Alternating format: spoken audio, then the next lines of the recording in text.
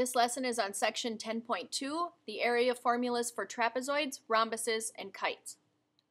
This follows the lesson on the area formulas for rectangles, triangles, and parallelograms.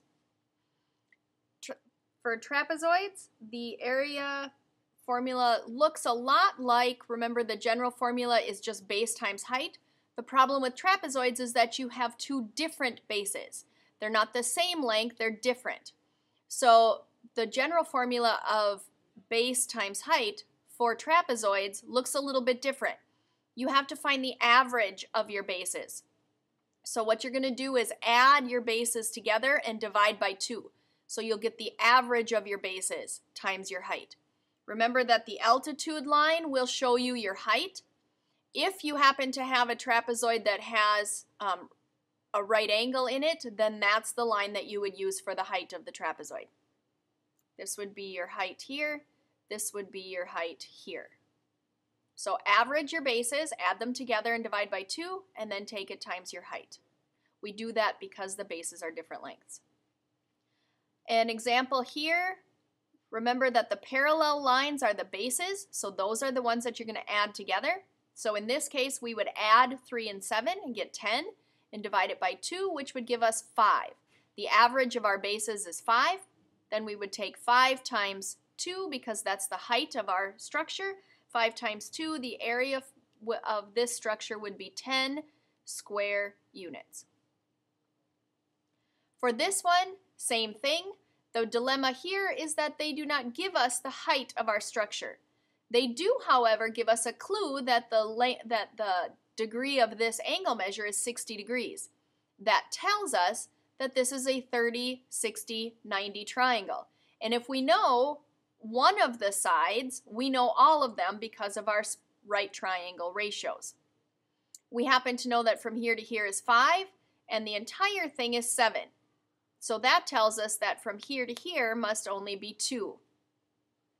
So if this is the shorter leg of our 30, 60, 90 triangle, and we're trying to get to our longer leg, the rule for the ratios is that we multiply by the square root of 3.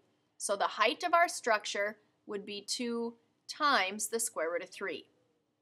So as we go to find the area of it, we will average our bases. So 5 plus 7 is 12, divided by 2 is 6, and we would take 6 times the height of our structure, which is 2 times the square root of 3, which gives us an area of 12 square roots of 3 square units. You're going to have to use special right triangles or Pythagorean theorem to find some of the measurements that you need. For rhombuses and kites, we use a different formula altogether. They represent the length of the base and the height. The problem is that if we used this base and this height, it would be for the entire rectangle. And since a rhombus or kite only takes up half of that, our formula is 1/2 diagonal 1 times diagonal 2. That's the formula that we use to find the area of either a rhombus or a kite. Remember how diagonals work?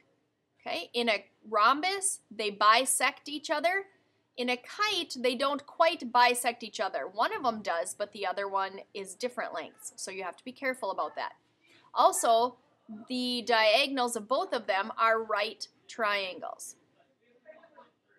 So we can use the properties that we learned in Chapter 8 about right triangles if we need to find missing lengths. So the example here is, in this kite, that one of the diagonals is 7, and that the other diagonal has a length of 5. So we would simply take 1/2 times 5 times 7. This should be a 7. 1/2 times 5 times 7, and that would be half of 35, which would be 17.5. The area would be 17.5, and you would label it square units since it's area. The other example that I give you is one in which they give you half of the diagonal, but remember that they bisect each other. So if this part is 12, then this part is 12. So we know one of our diagonals is 24. The problem is that they don't give us anything about the other diagonal. They do, however, tell us that our side lengths are 13. So we can use the Pythagorean theorem to find the missing side length. We would do x squared plus 12 squared equals 13 squared. And we would figure that out and figure out that x is 5. So if that piece is 5, that means this piece is 5. So the length of our second diagonal is 10. So to find our area, we would take 1/2 times 24 times 10, and that would give us 120, and that would be square units. Here we had to use the Pythagorean theorem to find one of our missing values. On the other page, we had to use the special right triangles to find our missing value. You will notice that in your homework today, that will be a common theme. Your homework today is as follows.